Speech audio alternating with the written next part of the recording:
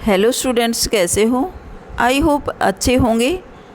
Hindi score with BR channel पर आपका स्वागत है। आज मैं आपके लिए लेकर आई हूँ आरओ भाग 1 यानी NCERT का 11th की क्लास से चैप्टर 1 नमक का दरोगा कहानी का सारांश, जिसके राइटर हैं मुंशी प्रेमचंद। तो चलिए इसका सारांश देखते हैं। मुंशी प्रेमचंद की कहानी नमक का दरोगा उस समय से संबंधित है जब भारत में नमक बनाने और बेचने पर कई तरह के टैक्स लगा दिए गए थे। इस कारण से सभी भ्रष्ट अधिकारियों की चांदी हो गई थी, जिससे नमक विभाग में काम करने वाले अधिकारी और कर्मचारी अन्य बड़े विभागों की तुलना में बहुत मोटी ऊपरी कमाई कर रहे थे। जैसे नमक की दरोगा बनने के लिए लोग बड़े बड़े पद को छोड़ करके उस नौकरी की तरफ भाग रहे थे। क्योंकि इस पर रोक लगा दी गई थी और उस पर भ्रष्टाचार फैला हुआ था। अधिक से अधिक ऊपरी कमाई करना चाहते थे लोग। नमक की दरोगा कहानी के नायक या पात्र मुंशी वंशीधर हैं, जो एक निर्धन और गरीब परिवार के सदस्य थे और परिवार के इकलौते कमाने वाले व्यक्ति थे। किस्मत से मुंशी वंशीधर को नमक विभाग में दरोगा के पद पर नौकरी मिल जाती है और उन्हें अतिरिक्त आमदनी के बहुत से मौके मिलने लगते हैं। क्योंकि उस समय भ्रष्ट लोगों के लिए नमक विभाग बहुत सही था, मुंशी वंशीधर के वृद्ध पिता भी अनेक नसीहतें देते हैं।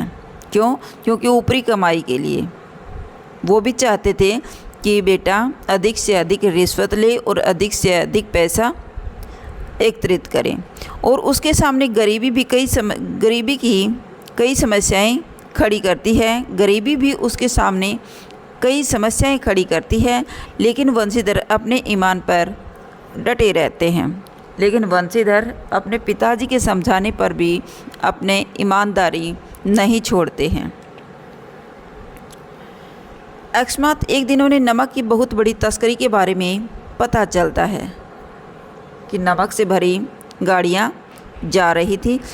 वंशीधर तुरंत वहां पहुंच जाते हैं उन्हें पकड़ने के लिए। पता चलता है कि इस तस्करी के पीछे वहां के तस्करी होती है चोरी छिपे धंधा करने वाले लोग के पीछे वहां के सबसे बड़ी जमींदार अलोपीदीन का हाथ है। और वो जो नमक से भरी हुई गाड़ियां थी जो पुल पार कर रही हुई थी, वह जमींदार अलोपीदीन की थी, जो एक बहुत बड़ा व्यापारी था और एक जमींदार था। इससे पंडित अलोपीदीन को बुलाया गया और अलोपीदीन की वंशीधर गाड़ियां पकड़ लेते हैं और अलोपीदीन को बुलाया जाता है। पंडित अलोपीदीन बहुत ही निडरता के साथ आता है, क्योंकि उसके मन में ये बात थी कि हर दरोगा को पैसे के दम पर खरीदा जा सकता है। वे मुंशी वंशीधर को 1000 रुपये रिश्वत के तौर पर पेश करते हैं, लेकिन वंशीधर इससे तैयार नहीं होते।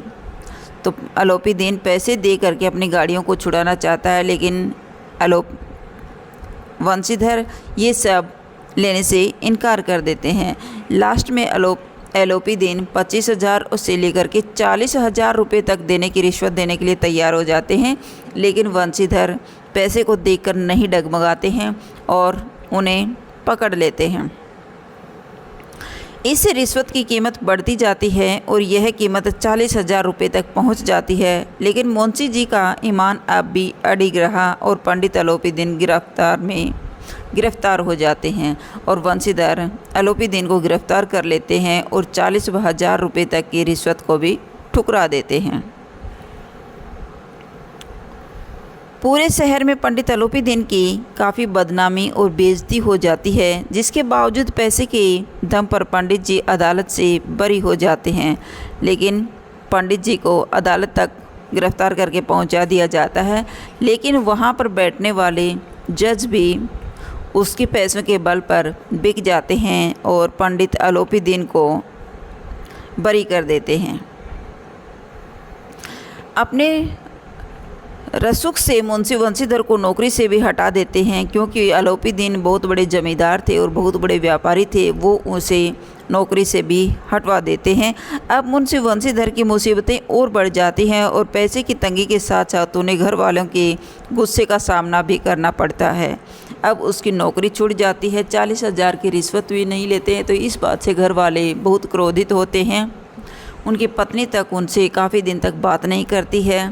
उसकी माँ की तीर्थ यात्रा की जो बातें चल रही थी वो भी कैंसिल हो जाती हैं, क्योंकि पैसे के बल पर ही जाना चाहती थी और बेटे की नौकरी छूट जाती है और रिश्वत भी नहीं लेता है। तो जिसके कारण उसकी तीर्थ यात्रा का जो विचार बना रखा था उसकी माँ ने, वो भी कैंसिल हो जाता है।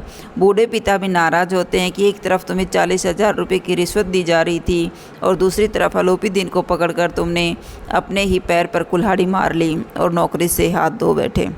तो वो सब उससे नाराज़ रहते हैं। एक दिन अचानक पंडित आलोपी दिन मुंशी वंशीधर के घर आते हैं और उनके सामने एक अच्छे काम वाली नौकरी का प्रस्ताव रखते हैं, अच्छे वेतन मान वाली नौकरी का प्रस्ताव रखते हैं। आलोपी दिन मुंशी वंशीधर की ईमानदारी और सच्चाई से बहुत ज़्यादा प्रभावित थे, इसलिए उन्होंने मुंशी वंशीधर को अपने पूरे व्यवसाय और संपत्ति की देखरेख के लिए प्रबंधक पद पर नियुक्त कर दिया था। लेकिन पंडित जी लास्ट में जब तो क्रोधित होकर के उसकी नौकरी छुड़वा देते हैं, लेकिन अंत में उसके बारे में जब सोचते हैं कि वह मुंशी वंशीधर बहुत ईमानदार और सच्चाई से उसकी बातों से बहुत प्रभावित होते हैं, इसलिए उन्होंने मुंशी वंशीधर को अपने ही व्यवसाय में, अपने ही व्यापार में या संपत्ति की देखरेख के लिए उसे एक प्रबंधक के रूप में, एक अधिकारी के रूप में नियुक्त कर लेते हैं, जो उनसे अच्छी सैलरी भी देते हैं। इस कहानी के लेखक हैं मुंशी प्रेमचंद। तो प्रेमचंद के बारे में थोड़ी सी जानकारी लेते हैं। प्रेमचंद के उपनाम थे मुंशी प्रेमचंद, कलम के सिपाही और नवाब राय। बचपन का नाम था उनका धनपत राय श्रीवास्तव। प्रेमचंद के बचपन का नाम धनपत राय श्रीवास्तव है। जन्म तिथि थी 31 जुलाई सन 1880 ईस्वी में उनका जन्म हुआ। और जन्म स्थान, प्रेमचंद का जन्म स्थान है लम्ही, वाराणसी, उत्तर प्रदेश, भारत में। प्रेमचंद की मृत्यु 8 अक्टूबर सन 1936 में हुई। मृत्युस्थल था वाराणसी, उत्तर प्रदेश। आयु मृत्यु के समय वो 56 वर्ष के थे और व्यवसाय थे उनका लेखक, अध्यापक और पत्रकार का कार्य कर चुके थे। अवधि काल थी इनकी आधुनिक काल के कवि हैं प्रेमचंद। राष्ट्रीयता थी उनकी भारतीय, धर्म हिंदू, भाषा हिंदी और उर्दू के ज्ञाता थे। पिता का नाम था अजायब राय और माता का नाम है आनंदी देवी। बहन का नाम है सुगी राय और पत्नी थी शिवरानी देवी। मोस्ट इम्पोर्टेंट क्वेश्चन है, पत्नी का नाम काफ़ी बार कॉम्पिटिटिव एग्जाम में पूछा जाता है। तो प्रेमचंद की पत्नी का नाम था शिवरानी देवी, जिसका विवाह सन 1906 में हुआ था और 1936 तक इन्होंने निभाया। 1936 में इनकी मृत्यु हो जाती है प्रेमचंद की। बच्चे थे अमृत राय, कमला देवी और श्रीपत राय।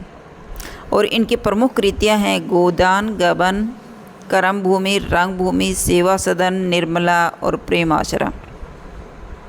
तो ये था नमक की दरोगा पाठ का सारांश और उसका कवि परिचय। अगर आपको मेरी वीडियो अच्छी लगी हो तो प्लीज़ लाइक कीजिए, शेयर कीजिए और सब्सक्राइब करना न भूलें। फिर मिलते हैं नेक्स्ट वीडियो में। Bye bye.